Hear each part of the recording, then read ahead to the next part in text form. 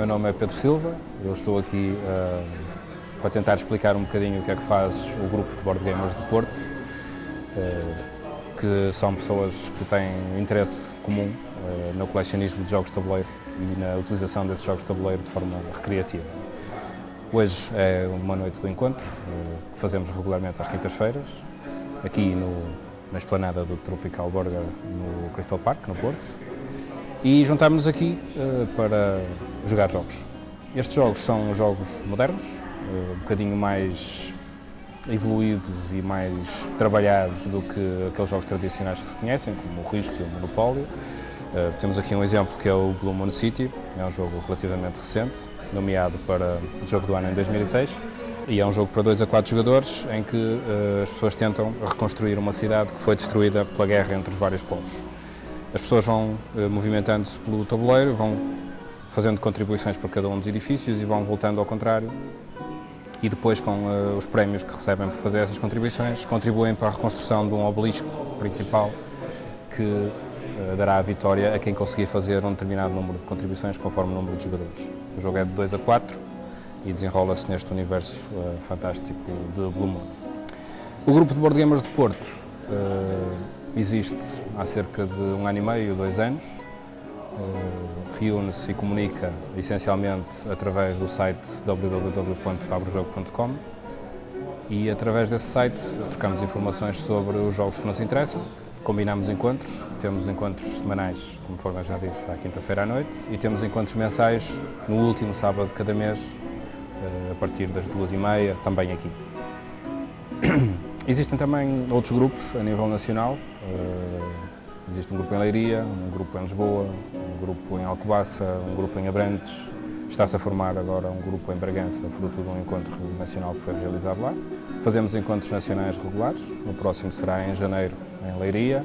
Não há propriamente um público-alvo muito bem definido, a faixa etária dos participantes nestes encontros irá desde os 20 e poucos até aos 30 e muitos, que é o meu caso, talvez até mais. São jogos que podem ser jogados também com crianças, embora normalmente o público-alvo não seja especificamente o público infantil. Existem jogos infantis, não é o caso deste, nem do que está ali atrás a ser jogado, mas há jogos infantis muito interessantes e que não só são uma atividade interessante para as crianças e que permitem aos pais conviverem com as crianças enquanto as ensinam a raciocinar e a pensar em termos de futuro, a planear as suas ações, inclusivamente depois a terem alguns benefícios cognitivos. Também tem a vantagem, em relação àquilo que se vai fazendo hoje em dia no mundo, de juntar as pessoas, e as pessoas hoje em dia comunicam muito, é uma coisa que eu costumo dizer, comunicam imenso, mas convivem pouco e convivem cada vez menos. E nestes jogos, ao contrário dos jogos que se jogam online ou que se jogam numa consola, estes jogos têm que ser jogados face a face, com as pessoas reunidas à volta da mesa, e isso traz convívio, que é essencialmente aquilo que nos move, portanto, convivermos uns com os outros, e divulgarmos estes jogos às pessoas que vão aparecendo por aqui, que vão visitando o site, que vão perguntando, afinal de contas, o que são essas coisas esquisitas que vocês estão para aí a fazer, e nós vamos espalhando a ideia de que existem estes jogos engraçados para as pessoas se reunirem. No mercado português não são muito fáceis de encontrar. Começam a aparecer algumas ofertas no mercado, fruto do esforço essencialmente dos distribuidores. Gostaria de destacar a Runa Drake, que também é membro do Abrojogo e que tem tido uma atitude muito interessante nesse aspecto, mas há outros, há a Devir, há a Divercentro, há a NetSurf, portanto, há uma série de distribuidores em Portugal que já estão a fazer um esforço na divulgação e em colocar estes jogos nas lojas mais conhecidas. Em relação aos temas, há de tudo. Podemos ter jogos económicos, jogos de reconstrução de cidades como este, num universo de fantasia, jogos cooperativos como o que está ali atrás, que são baseados nas lendas arturianas, do Rei Artur e dos Cavaleiros da Távola Redonda, e já agora foco o facto de ser um jogo cooperativo, que é uma ideia estranha para a maioria das pessoas. Normalmente os jogos são competitivos, que é o caso deste. Este é meio competitivo, meio cooperativo. O que está ali atrás é um jogo cooperativo, onde toda a gente joga essencialmente para tentar vencer o jogo, que joga contra as pessoas. Há outros temas, há jogos de guerra, há jogos de desenvolvimento económico, há um dos jogos que eu gosto mais, será o Power Grid, é um jogo de criação de redes elétricas e potenciação económica dessas redes. Há jogos de construção de linhas de comboio, sei lá, praticamente qualquer tema que se consigam lembrar, existe um jogo baseado nesse tema. Há jogos baseados em obras literárias, como por exemplo Os Pilares da Terra, que foi editado recentemente em português. O livro e o jogo existe e já está presente há cerca de 2 anos a nível internacional. Portanto, há quase tudo. Eu falei há bocadinho de jogos cooperativos, este é o exemplo presente no momento, que é o Shadows over Camelot. É um jogo que roda ou desenrola-se à volta das lendas arturianas. Temos a tábua redonda e as várias demandas aqui à volta. Esta será a demanda de Excalibur, aquela ali é o duelo pela procura da armadura de Lancelot. Temos ali a busca pelo Santo Graal, os combates com os Pictos, com o Cavaleiro Negro e depois o cerco a Camelot. Os jogadores jogam em conjunto e vão tentando resolver estas demandas, jogando cartas e combatendo as catapultas que vão sendo colocadas no jogo. O jogo tem uma particularidade interessante, que é de eventualmente poder existir um traidor. Não é obrigatório que aconteça, mas pode existir um jogador que está interessado em que o jogo ganhe. Porque o jogo, de facto, a mecânica que tem concebida faz com que as coisas vão sendo cada vez mais difíceis para os jogadores e os jogadores têm que ir tentando combater essas dificuldades. Uma imagem que se usa muito é que as pessoas andam um bocadinho a apagar fogos, porque de um lado começam a aparecer os Pictos, depois vêm os saxões, entretanto o Graal começa a ficar cada vez pior.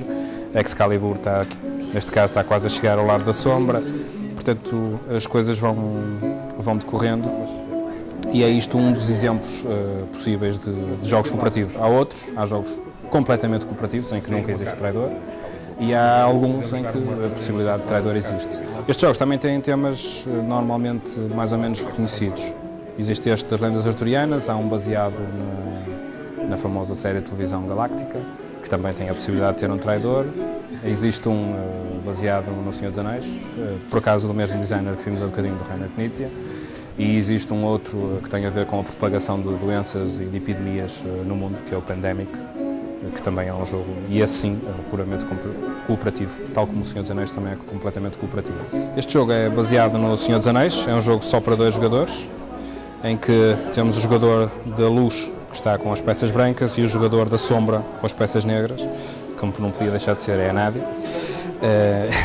E o objetivo do jogador do lado do bem é fazer com que o Frodo chegue a Mordor para poder destruir o Anel, e o jogador do lado do mal será descobrir qual destas peças é o Frodo e, enfim, descobri-lo e aniquilá-lo, por assim dizer. Ou então eliminar tantas peças do lado branco em que não haja hipótese deste ganhar. Os jogadores movimentam estas peças, inicialmente escondidas do adversário, e podem, sempre que há encontro das personagens numa das casas de tabuleiro, combater e ir assim eliminando as peças um do outro. É um jogo para durar uma meia horita. E é um jogo engraçado para 2 jogadores com a base do mundo do Senhor dos Anéis. Todas as regiões de tabuleiro estão nomeadas conforme as regiões do mapa da Terra-média. Este é um jogo criado pelo André Angiolino, que já esteve presente em Portugal em 2 encontros nacionais em Leiria. É um jogo que se desenrola na Idade Média. Os jogadores têm as suas cartas de cidade, sob as quais podem ter tesouros, e têm cartas na mão com que podem atacar os outros jogadores. O objetivo de um jogador é, no fim do jogo, ter mais dinheiro que os outros, portanto, ter conseguido amilhar e proteger mais saque e mais ouro que os outros, e vão usando as cartas para atacarem as cidades uns dos outros e assim irem conquistando o tesouro que cada um dos outros tem, até que há um ponto em que o jogo termina e quem tiver mais dinheiro nessa altura ganha. Dinheiro são estas cartas, nós temos as cartas de bens que são comprados usando o dinheiro também, portanto há aqui uma gestão de mão e uma gestão de recursos que, pronto, no fundo é o desafio deste jogo.